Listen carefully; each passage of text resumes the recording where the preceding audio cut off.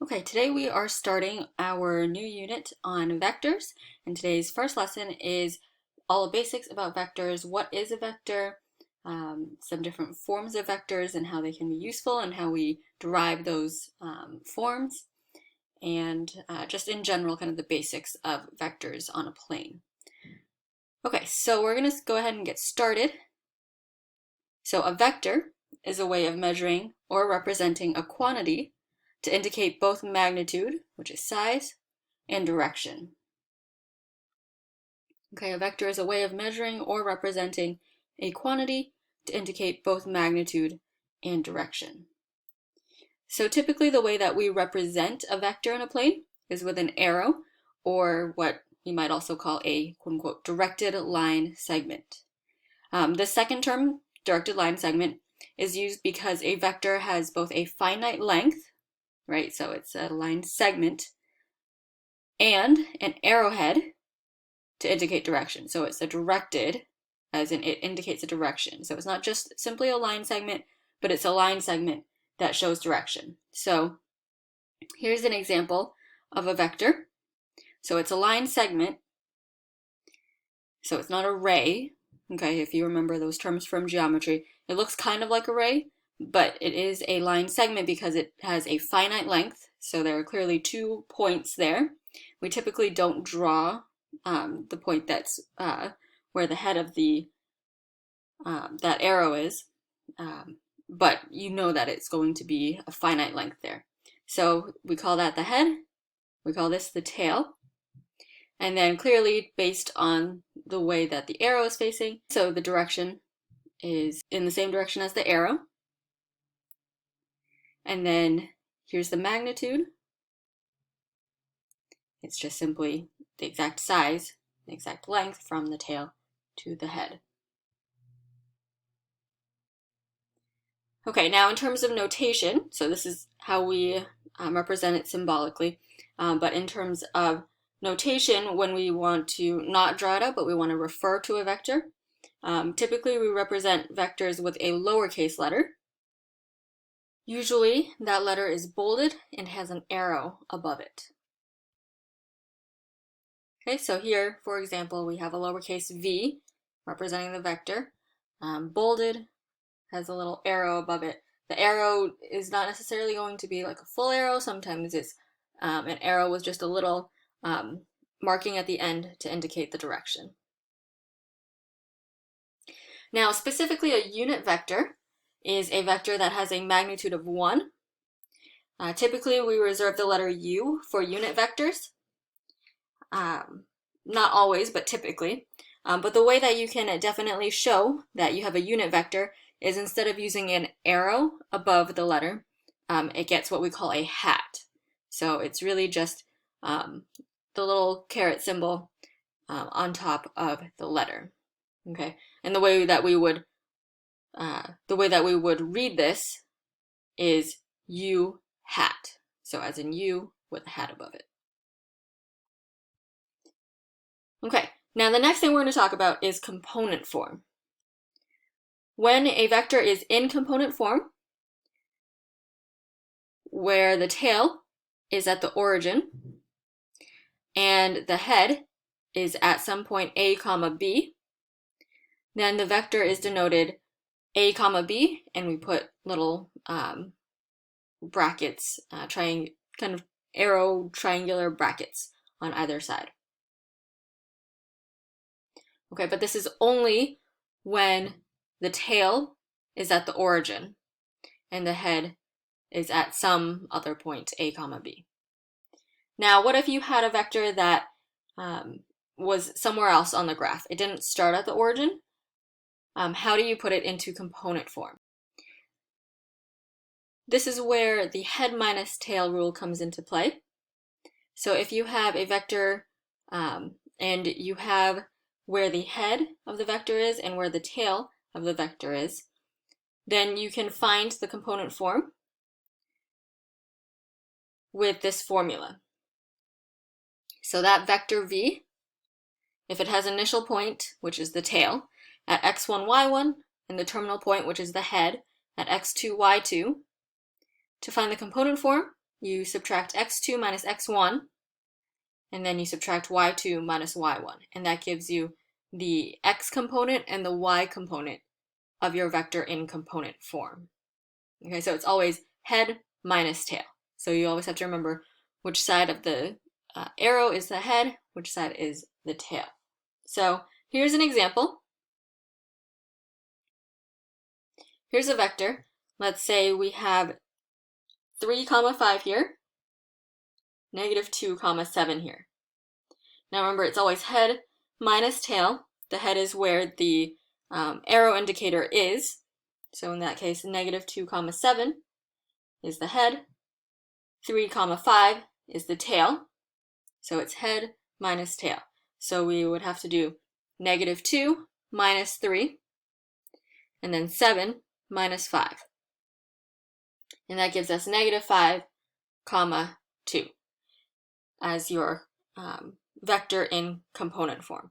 Now, what does component form actually mean? What is the point of this? The point of this is that it breaks it down into components, the x component and the y component. So this vector, this green vector that we have here, it can be broken down into an x component. So in other words, from the starting point, we would move, since the x component is negative 5, that means we would move 5 spaces to the left. And then the y component is 2, which means from the starting point, we would have to move 2 spaces up. So we've broken down that green vector into the 2 components, which are the blue lines that I've drawn in here, right? One being the x component and one being the y component. Okay, so we'll just write that down. Component form is so called because it displays the components, so the x and the y components, or you can think of it as the horizontal and vertical components of the vector.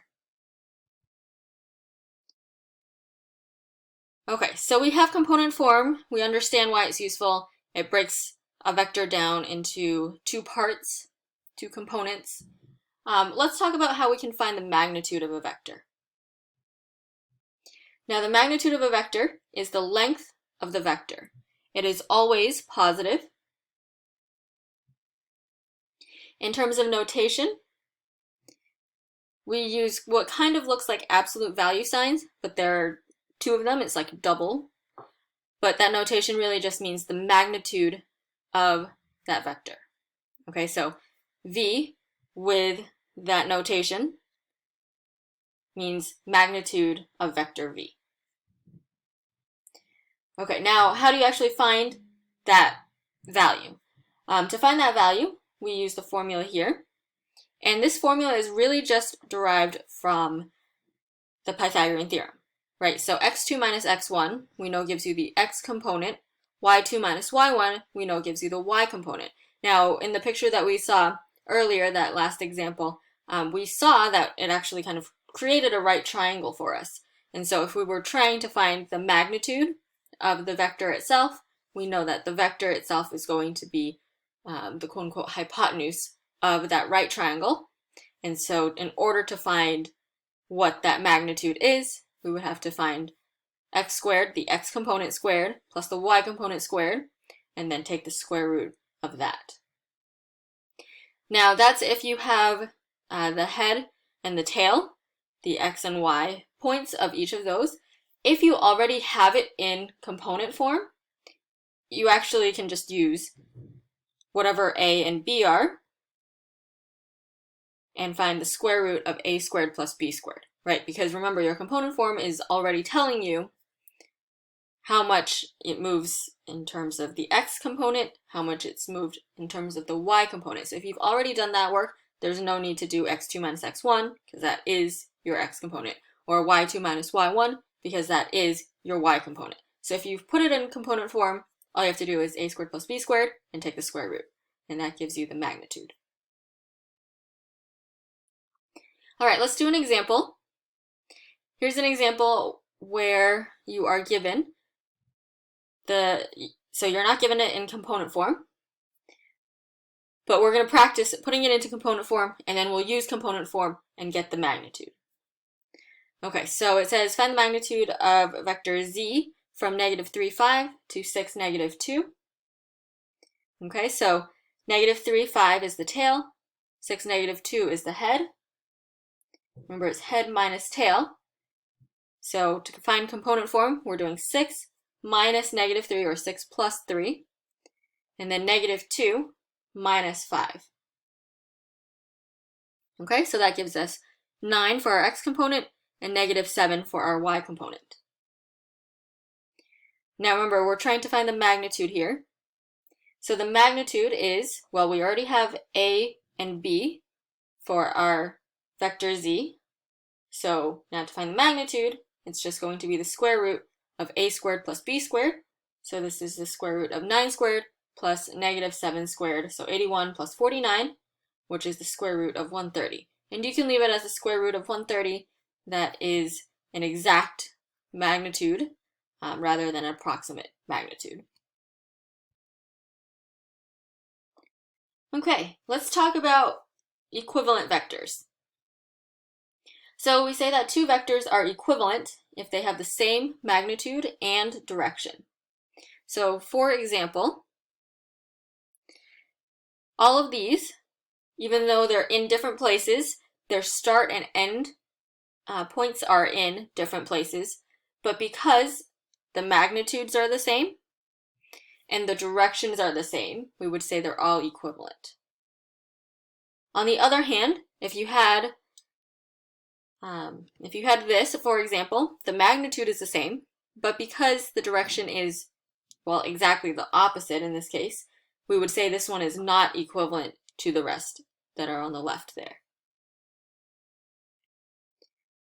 Now, how do you figure out if you have actual numbers to work with and you're not just kind of eyeballing things? How do you actually determine if two vectors are equivalent? Well, the fastest and quickest way to determine if two vectors are equivalent is to see if they have the same component form. So that's another reason why having component form actually is pretty useful. Right? So if you look at the vectors on the left there,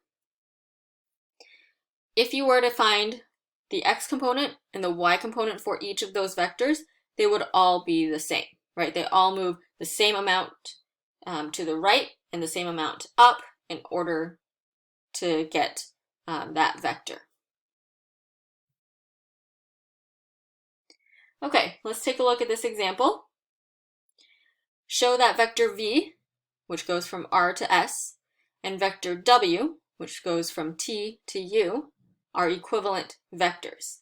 Okay, so remember, we're trying to show, again, the easiest way to show that two vectors are equivalent is simply to get both of them into component form. So let's go ahead and use head minus tail.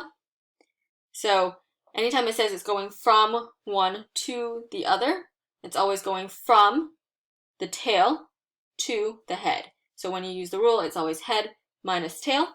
So we are doing -1 minus -4, so -1 plus 4, and then 6 minus 2. So that gives us 3, 4. And now we just want to see if we get the same component form for vector w. So again, head minus tail, so this is going to be 5 minus 2. And then 3 minus -1, so 3 plus 1. So 5 minus 2, that's 3. 3 plus 1, that's 4. So in fact, we have shown that these two are equivalent vectors because they have the same component form. All right, that's all we have for today.